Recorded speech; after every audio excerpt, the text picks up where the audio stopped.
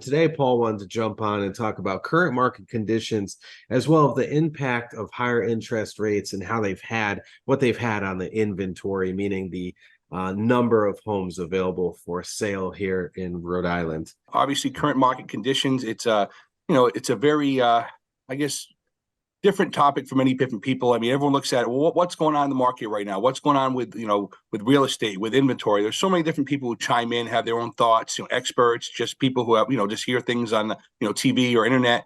And to be honest with you today, this market is unique. I mean, inventory. And the first thing I want to talk inventory now. Like everyone says, well, what does inventory look like? Why is inventory?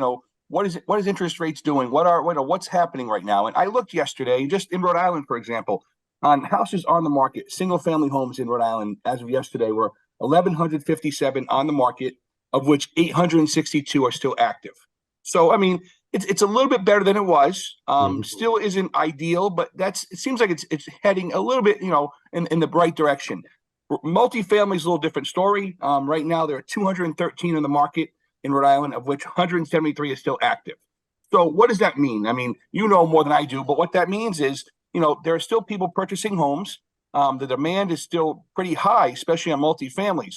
And so when they talk about market conditions, rates are high. Everyone thought rates being high, it's going to curb inflation. Therefore, it's also going to, it's going to slow the market down. Well, I don't know if I would say the market's slowing down right now. I just don't think there's enough houses for the people who want to buy. I still think that people are paying, and this, above asking price on most properties. You have to be creative with your financing, with your offers. So that's something that's impacting everyone.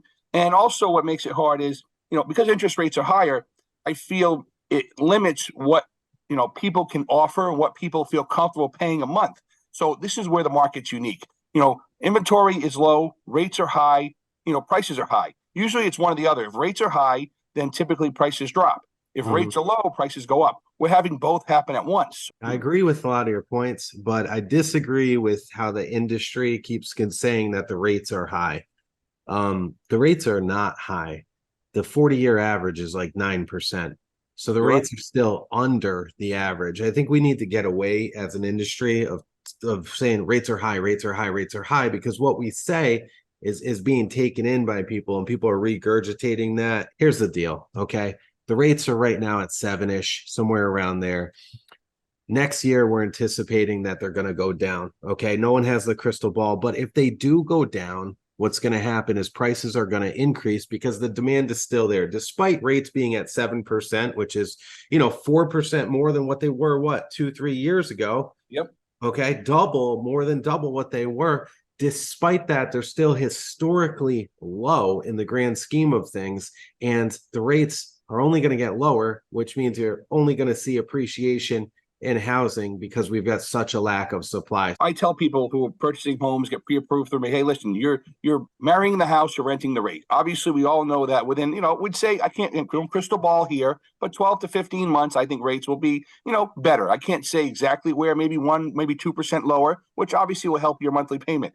But the only thing that's difficult, I feel, is trying to convince an existing homeowner who has a house, maybe with more equity than has a lot of equity in the house, can sell it for more money. Hey, listen, you're at 3%. You're going to sell your house, make more, pay a little more for the new house, and then maybe be at 7%. That's the only tougher sell. Rates are still historically, you're right, not right, as high as everyone makes it out to be. That's the only challenge I find.